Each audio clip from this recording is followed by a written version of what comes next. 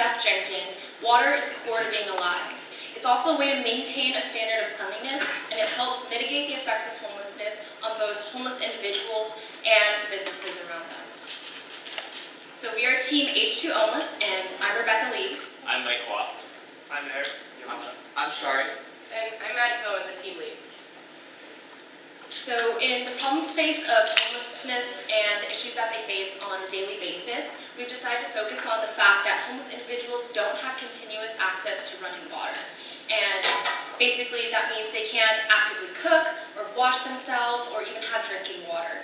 So imagine waking up in the morning, not being able to brush your teeth or even have a sip of water until you go to a homeless shelter and maybe get a bottle of water, but you can't refill that either, and you just end up going back and only being able to use that. So therefore, hygiene products that require water are really hard to use, and homeless people need to be very conscious of the water that they're using and be able to use that very efficiently. So the solution that we've developed is centered around the everyday half-gallon milk jug. Basically, we've designed this strap, and on this strap we have a tool that allows you to know about how much water you should be using for different activities that would need water, such as cooking, washing yourself, or how much water that you can drink relative to that, and like brushing your teeth and things like that. So our community partner in this project is Star of Hope.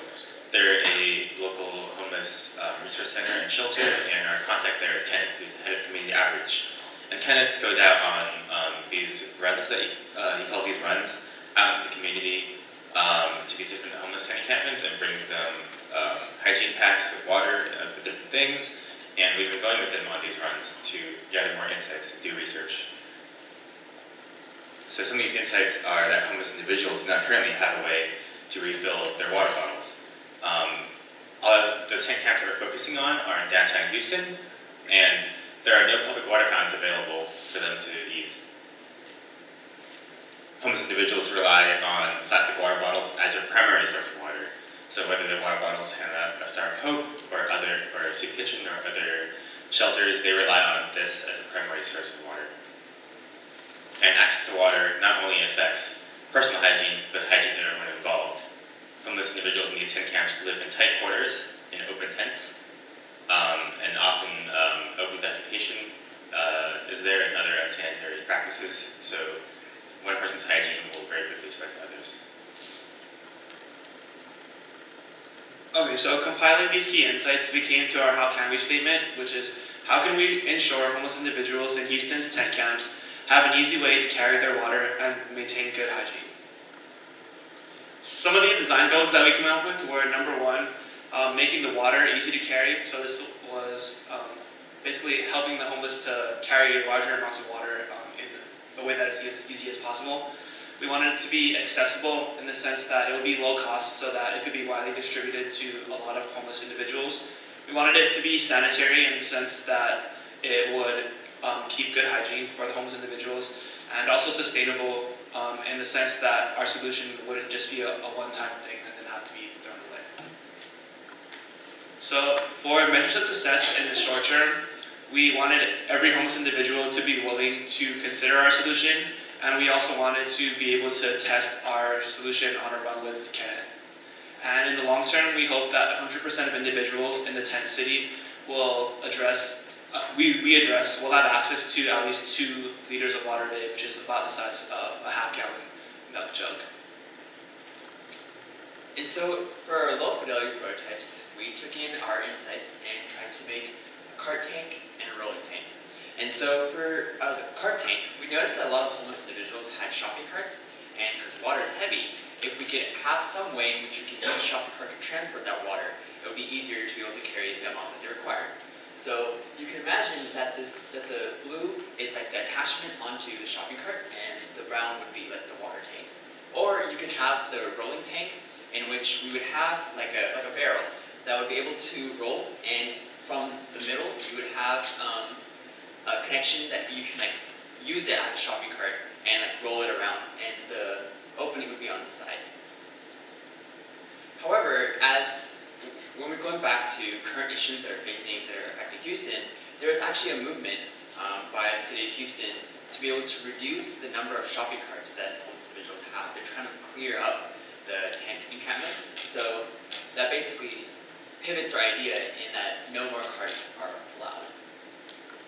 And so we transitioned our design to being like a water backpack system, except it would be like a traveler's bag, in which you would take a standard half-gallon jug, because one of our insights is that the amount of water that individuals need for on a day-to-day basis, 2 liters, half a gallon, and it would strap in to the black straps that would go around the person, and there would be a magnetic attachment in which you can have a measuring tool. On the measuring tool, you have different activities, so washing your hands, bathing, or brushing your teeth, and you'd be able to allocate the amount of water that you would use. So you would put it alongside the carton, measure your baseline, use that amount of water as indicated by the measuring tool, and that will be a way of being able to pay attention to the amount of water that you're using and be conservative with your water use. So how we actually got to that, our testing involved, we would take the carton and measure the baseline. Then we would have individuals perform that task. So I'd wash my hands and using that water from the carton. And we did that a couple times, but after each activity, we marked the new water line and took the average of those amounts. And that's how we came up with our lens. And so one final thing is that we know that the half-gallon jug is standardized, so that's why we can use those markers to be able to allocate this amount of water that we use for such and such activity. So moving forward, we will be working with our community partner, Star of Hope, to get our prototype into users' hands. We'll be working through Kenneth. From there, we'll be able to test our prototype with actual users and validate the need and move forward in further iterations, which gets to that last point of improving our design, hopefully so that it can serve the most valid need out there. Thank you, and we are open for questions.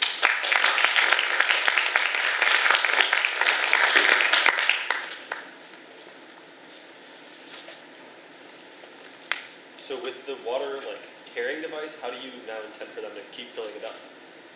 So there is no way to fill water up on the street. However, the current mechanism that people are defaulting to is they go to these shelters. So this is essentially a way to make the most out of those visits to the shelters or to the soup kitchens so that they can fill up the water and have enough, and then to have them be mindful between visits of how they're using that water, hopefully to encourage them to be mindful of their sanitation.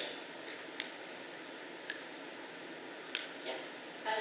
So I don't know if you had a discussion with the Star of Hope or not about how that's going to impact their billing as far as water bills go. I know that's a really weird way to look at it, but I mean, they're going to all of a sudden have a major increase. So is that something that's been brought up or discussed?